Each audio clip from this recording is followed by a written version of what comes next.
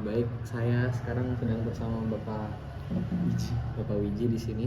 Nah, saya akan mewawancarai Bapak terkait kasus yang baru-baru ini, yaitu kasus korupsi terkait dengan Bupati di Ponorogo. Nah, jadi baru-baru ini ada korupsi yang terkait dengan bupatinya Ponorogo. Jadi Bupati itu terkait pada 3 kasus. Kasus pertama itu adalah suap rotasi jabatan. Nah, jadi waktu itu ada pejabat rumah sakit yang sudah habis masanya, baru pejabatnya itu nyogok ke bupati biar dijadikan masih tetap di jabatan. Baru kedua adalah suap proyek. Suap proyek ini jadi suapnya ke kontraktor gitu. Baru terakhir ada gratifikasi. Ini kayak sama sih nyogok bupati juga sih, Pak. Pertanyaan yang pertama, Pak, bagaimana sih Pak pendapat Bapak tentang kasus korupsi Bupati Ponorogo ini, Pak? Oh iya, untuk menyikapi masalah korupsi di Ponorogo itu memang untuk daerah kita, orang-orang kita tuh nggak bisa lepas dari yang namanya korupsi. Karena memang dari awalnya itu memang seperti itu. Selalu mau jadi bupati kita harus punya uang untuk ya kan? Sudah jadi rahasia umum lah semua itu.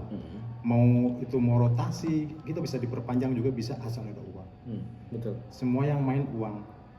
Kita kalau nggak punya apa-apa, walaupun kita pinter, kita di deket sama rakyat, kalau kita nggak punya uang agak susah juga kita. Apalagi semisal kayak public figure ya, bupati, mau pejabat, mau legislatif, sama semuanya harus ada uang. Mustahil kalau tinggal ada uang tuh nggak bisa seperti itu. Berat lah, 1001 kayaknya. Jadi memang sudah rahasia umum apa ya? Sudah rahasia umum, sudah mengakar, kayaknya untuk agak susah kalau minta berantas korupsi agak susah. Baik, Pak. Bisa kita lanjut ke pertanyaan kedua ya, Pak ya. Jadi pertanyaan kedua itu, menurut Bapak nih, apa dampaknya bagi masyarakat dari korupsi ini, Pak?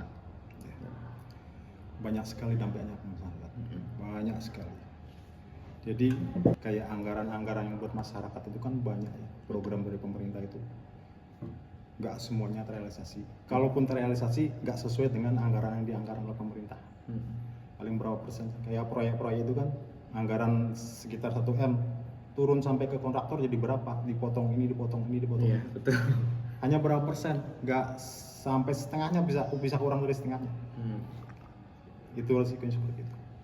Pertanyaan ketiga, nah jadi kalau dari Bapak sendiri nih, kan dari maraknya kasus korupsi yang terjadi nih Pak, dan apalagi yang baru-baru terjadi di Ponorogo ini, harapan Bapak tuh untuk kedepannya bagaimana nih Pak terkait korupsi ini?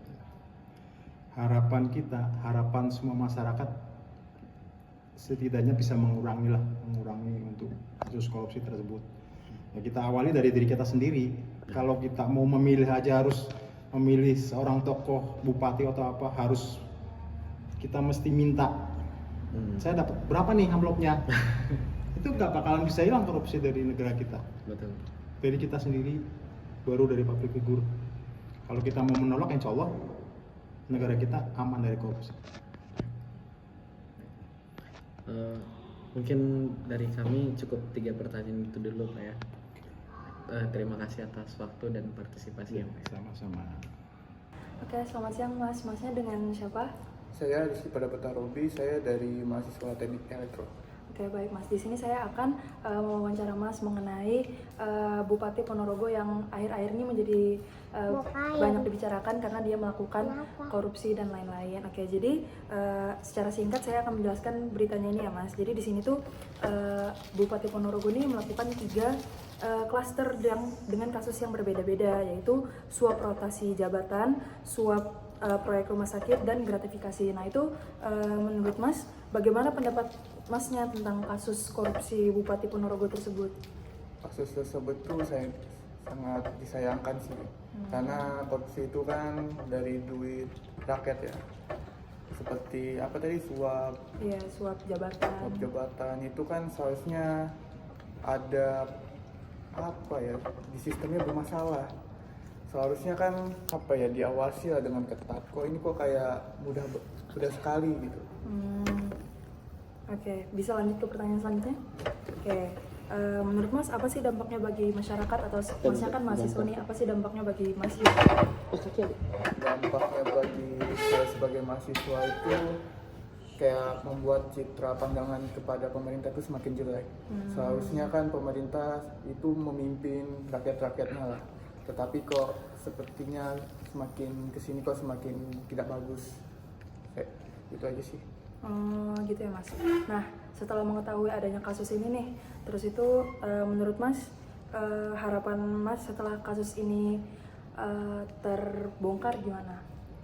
Harapan saya sistemnya mungkin harus diperbaiki sih secara cepat, karena ini kan menyangkut rakyat ya, apalagi pajak-pajak juga mereka ambil seharusnya untuk rakyat.